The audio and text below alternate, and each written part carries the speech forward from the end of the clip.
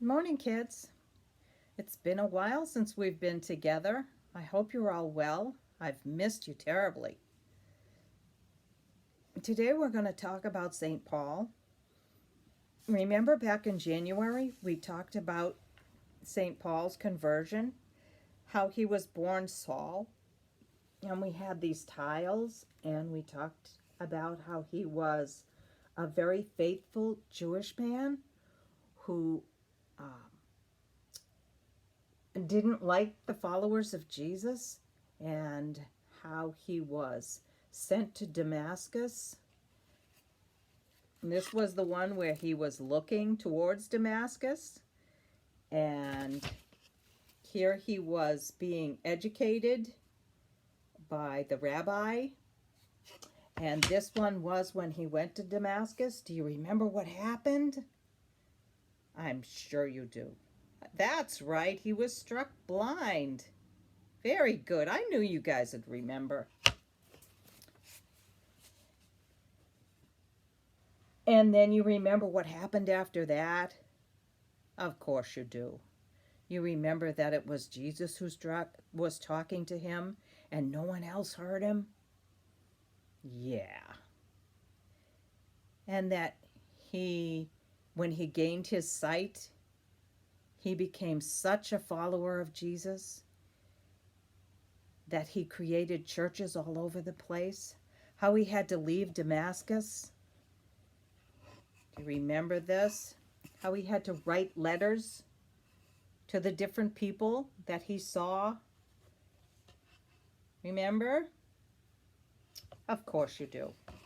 Anyway, so remember our exercise, our craft? I gave you this map with all the different places that he visited. And we had this bowl with all the letters. Thomas, you remember these. You liked these a lot.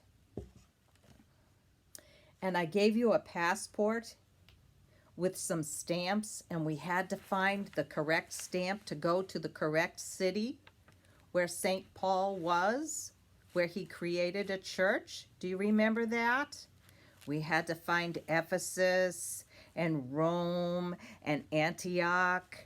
Do you remember that? Putting them together in a passport. That was kind of fun. We had a good time with that one. Well, St. Paul went all over the area, starting many, many churches.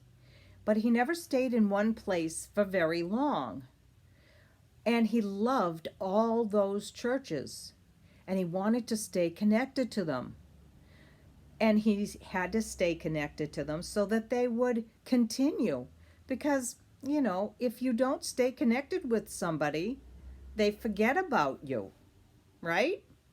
If you don't connect with them, they might forget you anyway.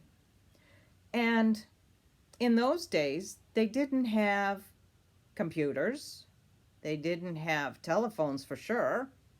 So how do they stay connected? That's right. They wrote letters. So St. Paul wrote letters to all those different churches.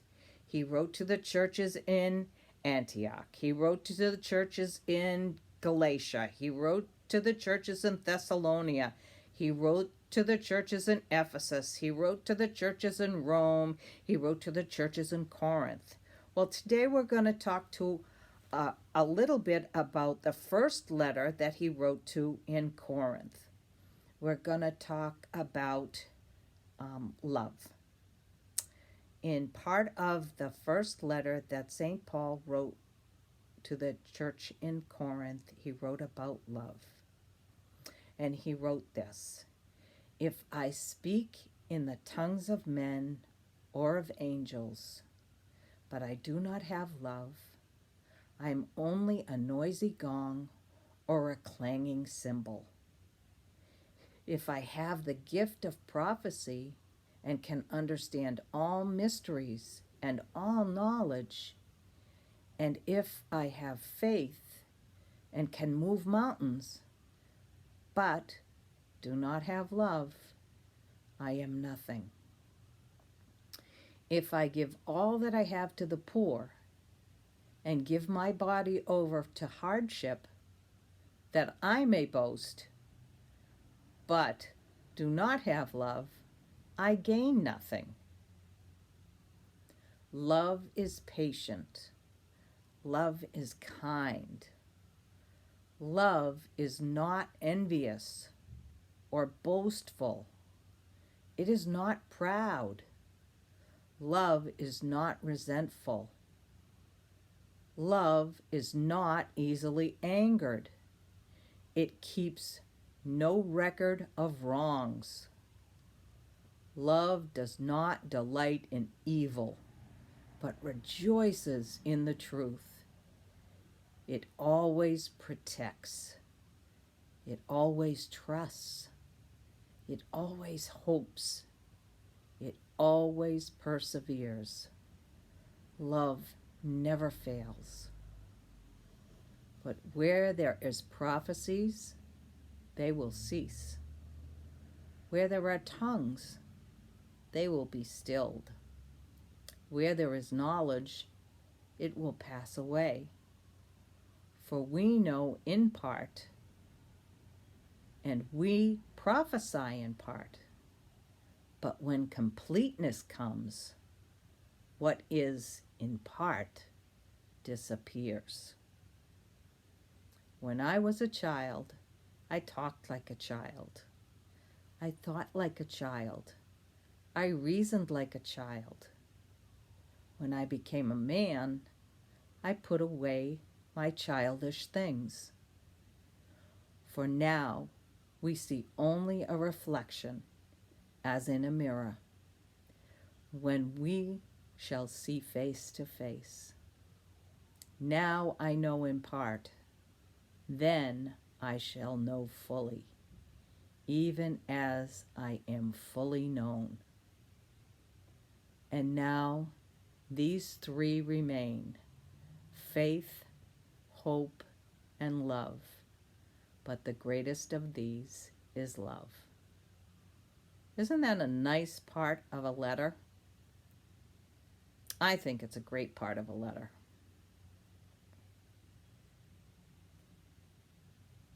If you have any questions about this part of the letter, you should write them down, and you should ask your parents and see if they can answer these questions for you. I would love to answer them for you, but unfortunately, we're not together, so I can't. So, what shall we do for a craft? I thought we could write letters. I bet you all have someone you haven't seen for a while. Maybe a grandparent, maybe a neighbor, maybe your best friend. Maybe you haven't seen somebody in school for a long time that you really would like to connect with. Someone that you would really love to correspond with. That's a cool word, correspond. That's what Paul did with all the churches. So, what I'd like you to do is to figure out who you would like to send a letter to. A grandparent, someone in school, a neighbor down the street, maybe your best friend, someone you haven't seen in a while, and see if you get a letter back. And if you do, maybe you should answer it again and see how long you go back and forth with the letters, the way that St. Paul did with all the churches that he created. Okay? Well, I hope you have a wonderful day, and I hope to see you real soon. Bye, kids.